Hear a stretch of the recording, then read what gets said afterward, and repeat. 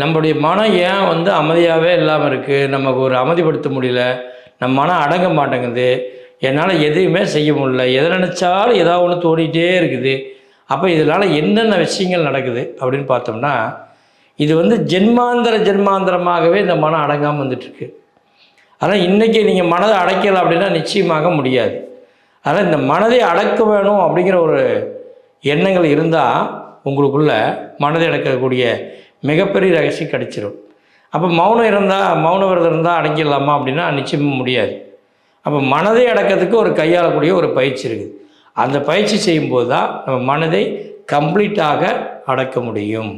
அந்த பயிற்சி நம்ம கற்றுக்கிட்டோம்னாவே நம்ம வாழ்க்கையில் மிகப்பெரிய அந்த மனதை அடக்கி நமக்கு எதெல்லாம் வெற்றியாக இருக்குதோ அதையெல்லாம் நம்ம நினைக்கும் பொழுது இந்த பிரபஞ்சத்தோடு கனெக்டிவிட்டி ஆகி மிகப்பெரிய விஷயத்தை சாதிக்க முடியும்.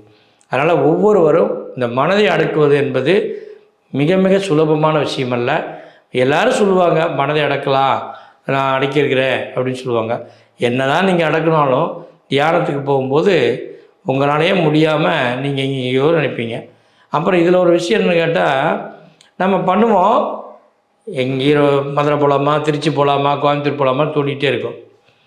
சரி, அதெல்லாம் அடங்கி நம்ம கண்ட்ரோலுக்கு வந்துடுமா அப்படின்னா நிச்சயமாக முடியாது. அப்போ ஏன் முடியாது அப்படின்னு சொன்னால், அதுவும் முடியும்னு நம்ம கண்ட்ரோல் பண்ணிட்டோம்னு வச்சுக்குவேன். இப்போ மனதையே அடக்கிட்டு கண்ட்ரோல் பண்ணிட்டோம்னு வச்சுக்க, அப்போ என்ன தெரியுமா, மூச்சு வந்து நிற்கும், ஸ்லோவாகும். இந்த மூச்சு ஸ்லோவான உடனே நாம் தியானத்தில் அப்பற்ற நிலைக்கு போகக்கூடிய எண்ணம் வரும்.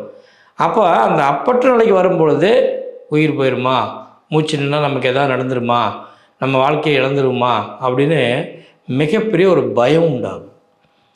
இந்த பயமும் இந்த மனதை அடக்க முடியாத ஒரு சூழ்நிலையும் ரெண்டு கலந்து இருக்கும்போது தான் உங்களுக்குள்ள ஒரு வெளிப்பாடு இருக்கும், நமக்கு வேண்டாம் அப்புறம் பார்த்துக்கலாம் அப்படின்னு.